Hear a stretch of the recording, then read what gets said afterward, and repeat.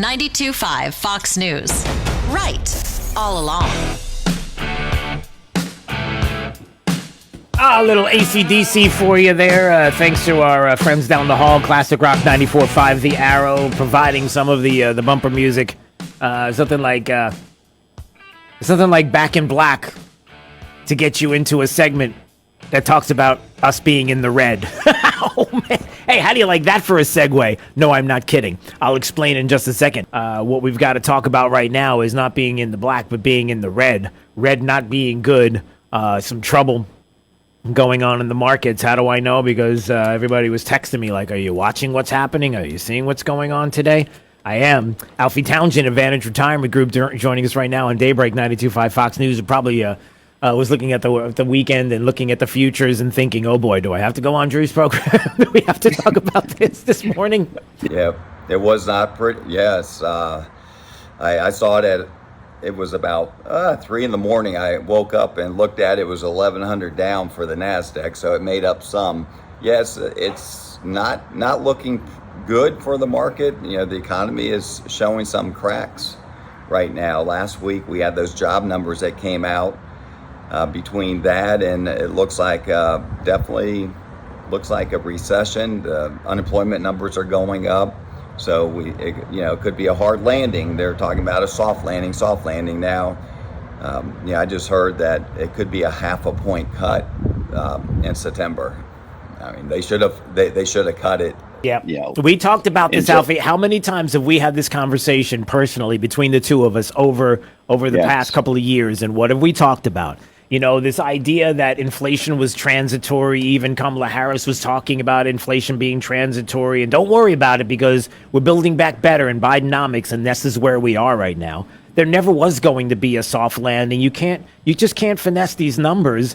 People are trying to convince us that inflation didn't exist. You can finesse the numbers, and you can't. And instead of ripping the Band-Aid off and getting through what was 2020 and beyond, it's almost as if there was no intention, because it just feels like everything's been floating until this very moment, and then plop right into our laps here at this moment in time. And what was it? It started, I guess, over the weekend with Japan, right? And was it their biggest crash since 1987?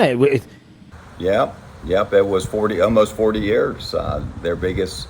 Their biggest loss, a two-day loss is quite a bit right now, with the Nikkei and the futures are down for NASDAQ almost 5%, which is huge. Now the thing about it is this, Drew, we have not had a pullback this year. They said that's not normal. Usually you're going to get a 10% pullback, which is a correction in the market, 10% from its high. So we will definitely hit that 10%. So we haven't had one of those. And that is not bad for the market. You have to realize that the market has gone up so fast, and we haven't had any type of pullback at all. So this is how what happens is you get into a 10% down, 20% down is that bear market. You don't want that. But a 10% down is from the high, and then it hits a new high. Now, we do have a lot of things. We have the election year going on. We have the Middle East is, the tensions Israel's that are there. Israel's getting ready for invasion right now, or missiles coming in from Iran probably. So we have just a lot going on, and what I look at it this way: the silver lining in this is this is probably what Trump needed to get momentum back on his side, because they might have to ask Kamala questions, and she might have to start answering these questions. She's been in this honeymoon phase for so long, 2 weeks without any, or over 2 weeks. What are you going to do? What would you do? And let her talk.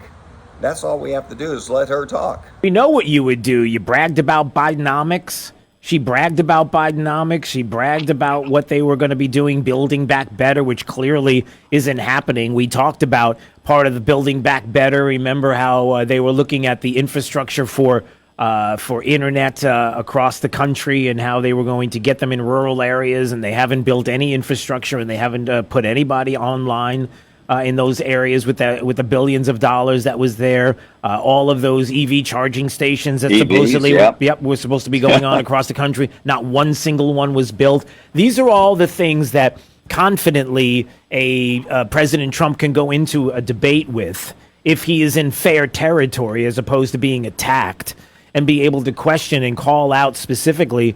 And Kamala Harris is going to have to answer to the administration that she is in, and how in the world she thinks that we can believe and trust her to do something different. But the other thing, Alfie, by the way, Alfie Tounjian, Advantage Retirement Group, it's Mondays with Alfie as he's joining us right now, where the markets are, it's just an ugly day. I mean, the NASDAQ is probably officially in correction territory. The Nikkei is in correction territory. Unemployment is up a 3-year high at 4.3%. The VIX, the volatility index, is up over 100% in a month. I mean, some of these things that are happening right now are ugly. But a couple of things, and again, trying to look at that silver lining with Alfie is this. There haven't been many corrections, and if you look at it on the scale of how much the market has been going up, and then you look at this, it's kind of a bump in the road. You know, we've talked about that before, right? That kind of fish hook, where that fish hook look, right, with the markets, where it's like you continue to see this going up, and then there is this correction. But if you even take the correction in with the overall marketplace, you see that it is like a small bump on a high rise. The problem, Alfie, becomes what's the bump back? You don't see NVIDIA or any of the chips bouncing back, and you see kind of like this calming down of AI. You see Intel getting crushed last week. NVIDIA is not jumping, right? They're not jumping off the page anymore. You see all the instability. So I wonder, that, and again, the talk of recession. Look, at this point, you could probably almost, I would say it. You wouldn't say it maybe confidently, but I would say I feel like it's recession time. And this is the thing that we've talked about before in the past, too, about how, unfortunately, when you don't rip the Band-Aid off and you do what needed to be done early, that the recession is the only thing that gets us out of the inflationary point that we're in, right? Yeah, that recession, remember, the markets typically make money in a recession. The S&P has averaged, it was like just over 3.5% during the last 12 recessions we've had. So it's not the end of the world if we have a recession. Like you said, it does calm inflation down, and it's hard to win an election for the incumbent during a recession. And this is an incumbent, because even though she was thrown in, she is Biden. There's no ifs, ands, or buts. She is on, she's a VP, so she is.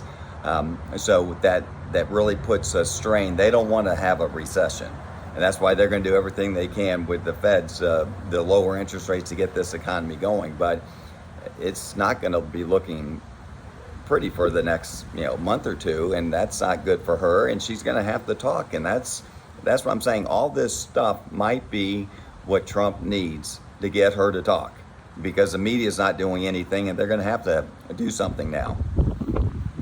And the market, again, you were saying what you said is true, Drew. You said that, even though it's down 800 points or whatever, the market is high. The highest has been in a long, long time. So 800 points is a lot, when you look at the number, but percentage-wise, it's not as bad as it looks. So what would you leave us with before we go and we head out there? Well, Warren Buffett says that you got to be fearful when everybody's greedy, and greedy when everyone's fearful. So when everyone's fearful right now, this is when you got to start picking your battles and saying, okay, here's some stocks that are on sale. Let's buy some of these stocks that are down now. You're getting them at a discount. So it hurts to buy when it's down, but most people buy when they're feeling good, when everything's up. You got to do it opposite. You got to do it when you're fearful, and people are fearful right now. So don't be afraid to look at some opportunities out there. All right. Alfie Tounjian, Advantage Retirement Group, Mondays with Alfie on Daybreak 92.5 Fox News. All right, my friend. All right, brother. Okay, cheers.